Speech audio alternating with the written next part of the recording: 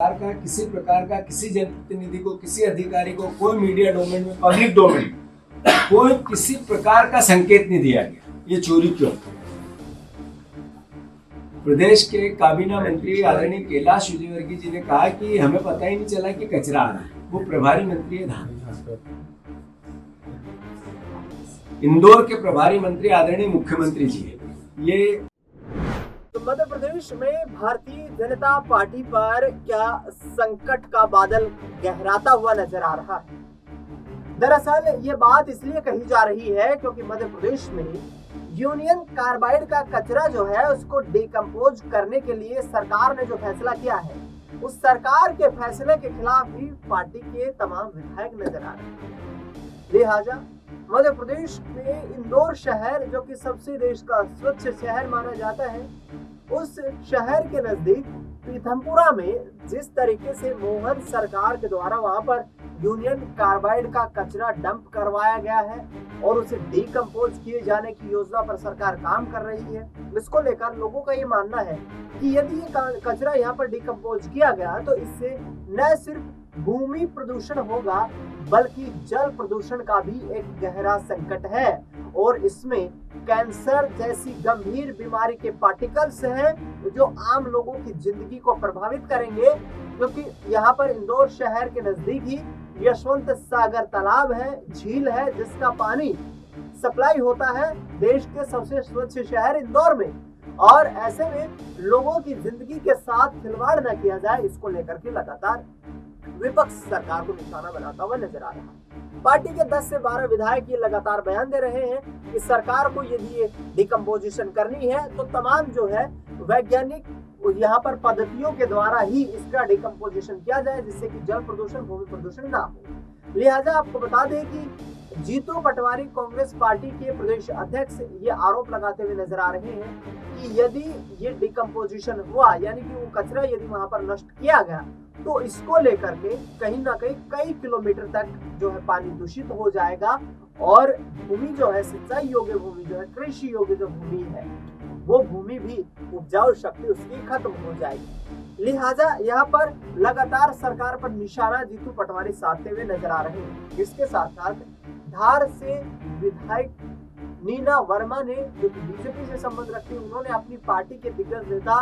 कैलाश विजयवर्गीय से मांग की है कि हम इस फैसले की सरकार के विरुद्ध हैं और आगामी वक्त में यदि सरकार इस तरीके का कोई फैसला लेना चाहती है तो उसका एक सॉलिड वेस्ट मैनेजमेंट प्लान बना करके उसको डिकम्पोज किया जाए, जिससे कि आम लोगों की जिंदगी पर कोई प्रभाव ना पड़ता हुआ नजर आए। नीना वर्मा ने कहा कि मध्य प्रदेश के इंदौर शहर में लगातार जो है कैंसर के मरीजों की संख्या बढ़ती जा रही है, जो आने वाली पीढ़ियों के लिए गंभीर समस्या हो सकती है। और ऐसे में प्रदेश के दिग्गज नेता केंद्रीय मंत्री ज्योतिरादित्य सिंधिया का भी यही कहना है कि गंभीर समस्याओं से यहाँ पर प्रदेश की जनता जूझती हुई नजर ना आए, उनको किसी प्रकार की स्वास्थ्य संबंधित समस्या ना हो, ये सरकार की प्राथमिकता है और सरकार को तमाम सुझावों के आधार पर ही ये काम किया जाना चाहिए। लिहाजा जीतू पटवारी किस तरीके से सरकार पर निशाना साध रहे हैं, सुनिए जरा। प्रेस से बात करते हुए बड़ा अपने आप को दुखी महसूस कर रहा हूँ कि इतनी बड़ी भारी संख्या में लोगों ने भरोसा किया भारतीय जनता पार्टी पे, प्रदेश में भी और देश में भी। हमने कई बार आग्रह किया आज से 1 महीने पहले से कि यूनियन कार्बाइड का जो कचरा है इसके डिस्पोजल की बातें हो रही है, इसके पीछे का जो भूमाफियाओं का खेल है इससे सरकार बचे, पर सरकार नहीं बची। आनन फानन रातों रात कचरे को यहां से वहां डंप किया गया। एक ही 9 बजे रात को पता चला कि कचरा जाएगा और मीडिया ने रात में विजुअल लिए, उससे पहले कोई सरकार का किसी प्रकार का किसी जनप्रतिनिधि को, किसी अधिकारी को, कोई मीडिया डोमेन में, पब्लिक डोमेन कोई किसी प्रकार का संकेत नहीं दिया गया। ये चोरी क्यों? प्रदेश के काबीना मंत्री आदरणीय कैलाश विजयवर्गीय जी ने कहा कि हमें पता ही नहीं चला कि कचरा आ रहा है। वो प्रभारी मंत्री है धान। इंदौर के प्रभारी मंत्री आदरणीय मुख्यमंत्री जी है। ये जहां पर कचरा गया ये इंदौर की सीमा से 7 किलोमीटर है। दहशत है इंदौर में।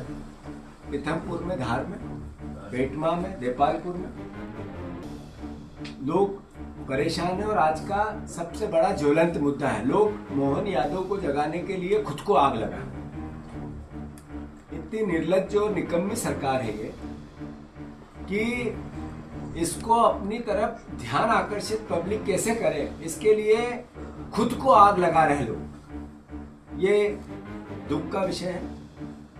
मैं फिर से मांग करता हूं कि इस कचरे का जब तक कोई तकनीकी टेक्निकल वैज्ञानिक आधार पर कोई सत्यापन नहीं होता है तब तक इस पूरी प्रक्रिया को रोकना चाहिए। अगर कांग्रेस आपने कोर्ट के आदेश पे किया तो फिर 21 करोड़ रुपए तो मई में दे दिए थे राम की कंपनी को। अगर कोर्ट का आदेश तो 1 महीने में आया।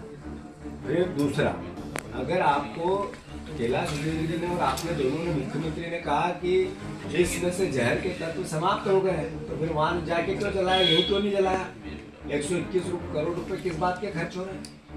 फिर तीसरा, 5,000 इससे जहर ही नहीं था तो फिर ये गैस त्रासदी के नाम पे 5,000 करोड़ का बजट क्यों रखा जा रहा है जब जहर ही नहीं था? हर बजट में आता है। चलो आप सब छोड़ दो। मैं मांग करता हूँ, कांग्रेस पार्टी मांग करती है कि यूनियन कार्बाइन की जो जमीन है, ये जितने गैस में त्रस्त हुए थे उनकी लिस्ट है, जिनको पैसे मिल रहे थे, उन गरीबों को वहाँ प्लाट दे देंगे मुख्यमंत्री जी, दे देगी सरकार। अरे उन्होंने अपनी जिंदगी खोई इसी महामारी में, तो जो यूनियन कार्बाइन के प्रभावित लोग हैं वो सारे लोगों को उस फैक्ट्री में एक एक प्लाट मिल सकता है, 500 गज का मकान मिल सकता है, सरकार बना के दे सकती है। उनको पूरी जिंदगी यातना हो गई, उनके परिवारजन खोए गए, क्या कर दे मुख्यमंत्री? अगर आपने जमीन खाली कराई, कोई षड्यंत्र नहीं, हम गुमराह नहीं कर रहे हैं, चलो हम सजेशन दे रहे हैं वो मान लो, कैसी बात कर रहे हैं? मैंने ये कहा पहले जब कचरा नहीं आया, ये राजनीतिक मुद्दा नहीं है, लोगों की जान माल का मुद्दा। तो आपने सुना यहाँ पर जीतू पटवारी साफ तौर पर सरकार पर निशाना साध रहे हैं और इसके साथ साथ ये भी कहते हुए नजर आ रहे हैं कम से कम 20-25 ऐसे विधायक हैं जो सरकार के इस फैसले के खिलाफ हैं। इसके साथ उन्होंने ये भी कहा कि आगामी कार्यकाल को पूर्ण करने से पहले ही भारतीय जनता पार्टी की सरकार मध्य प्रदेश में टिकने वाली नहीं है। तो अब ज्योतिरादित्य सिंधिया के साथ पिछले दिनों राहुल गांधी की जो मुलाकात हुई है, उनके जन्म दिवस पर जिस तरीके से कांग्रेस पार्टी के नेताओं ने उनको शुभकामनाएं दी हैं, क्या वाकई कोई ऐसी रणनीति अख्तियार करते हुए नजर आ रहे हैं जीतू पटवारी और ज्योतिरादित्य सिंधिया? क्योंकि ज्योतिरादित्य सिंधिया को देखा जाए तो पिछले काफी वक्त से वो प्रधानमंत्री नरेंद्र मोदी और केंद्रीय गृह मंत्री अमित शाह के संपर्क में दिखाई नहीं दे रहे हैं और सूत्रों का ये मानना है कि ज्योतिरादित्य सिंधिया मध्य प्रदेश के मुख्यमंत्री की कुर्सी का रास्ता तय करने के लिए कोई बड़ा कदम उठा सकते हैं। फिलहाल इस खास कार्यक्रम में इतना ही। देश दुनिया की तमाम बड़ी खबरों के लिए आप देखते रहिए SPN लाइव।